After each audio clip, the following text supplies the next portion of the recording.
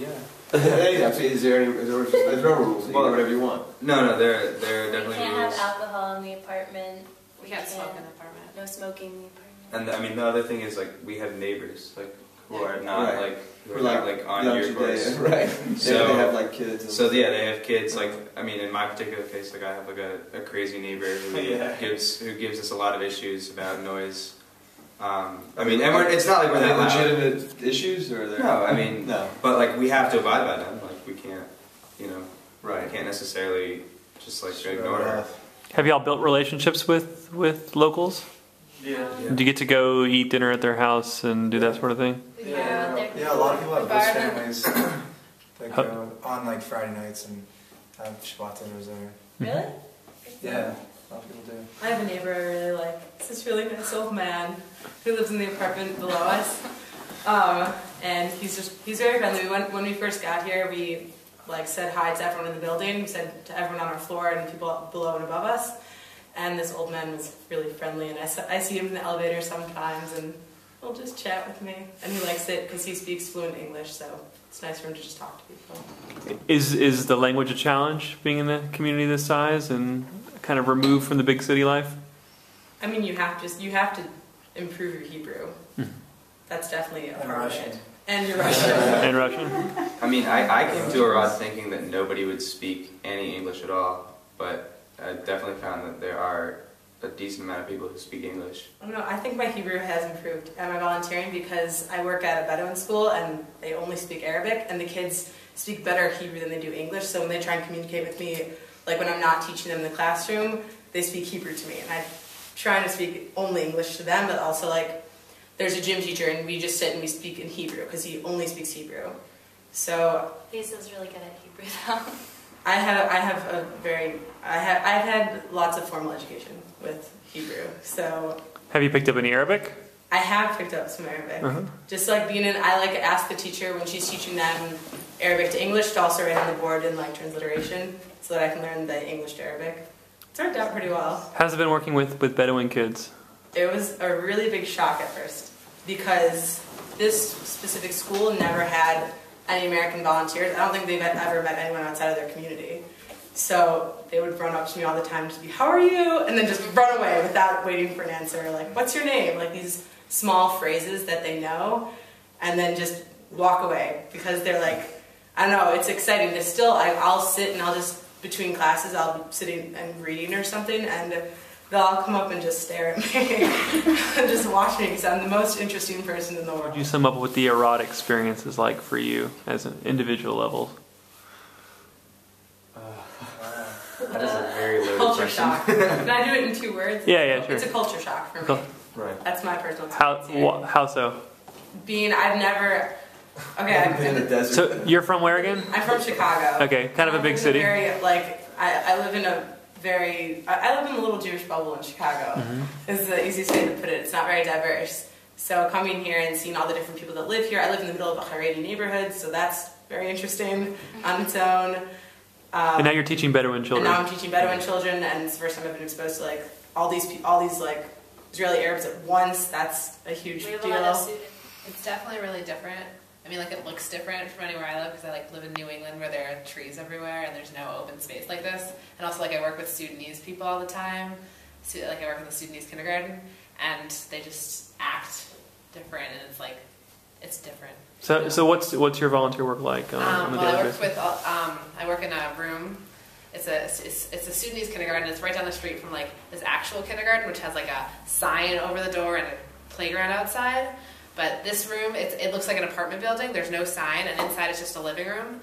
The kids don't have very many toys, and there's just one like woman who only speaks Arabic running it.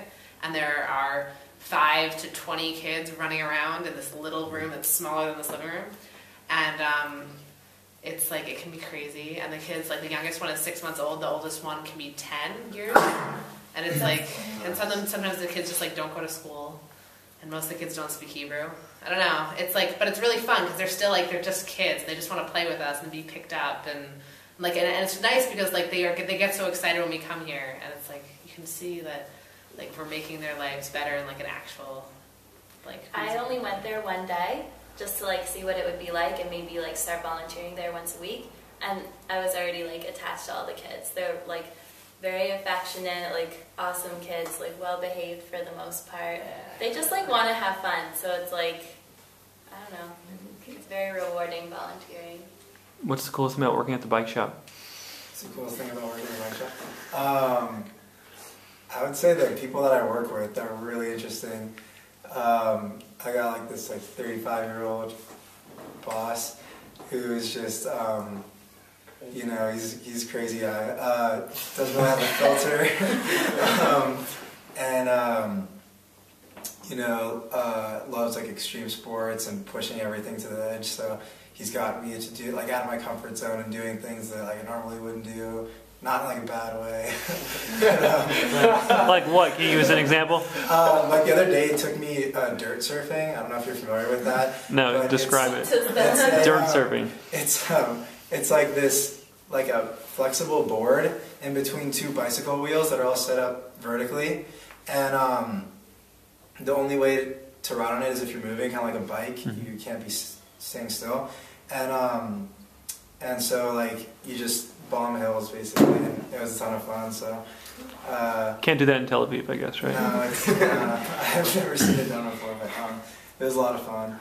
And you know, he takes me out to like Beersheba once a week, and we go work on a bicycle club for for these group of kids out there that he'd started last year.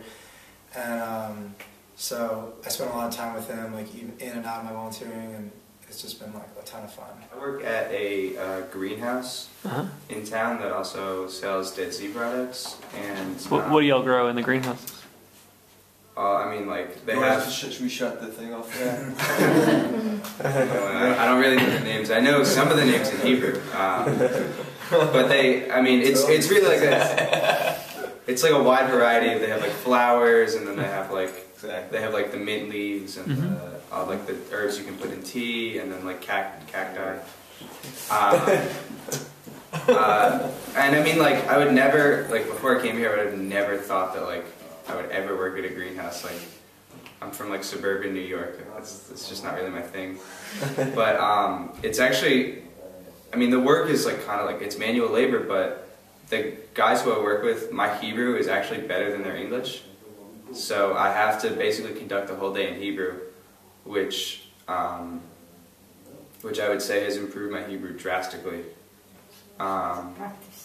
Yeah, I mean, because when you're forced to speak Hebrew, like you're gonna get better. People ask us why we're in Arad like every day.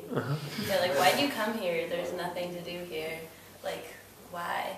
And we're just like, "We're volunteers." Do you find that there's nothing to do here though? I like it. I think it's chill. Arad is a bit more about making your own fun than Tel Aviv was. Yeah, basically. So how does one make fun here, besides dirt surfing? From hiking. Make prayer books. Go hiking. I've been doing a decent amount of traveling. I mean, you have a pretty extraordinary backyard, right? Yeah. It is something. I mean, I joined the gym. There's like a sports bar right there. Join the gym. Yeah, a lot of us play We sports. do drawing in the Basketball or desert. soccer. Drawing in the desert? Cool. What does that entail?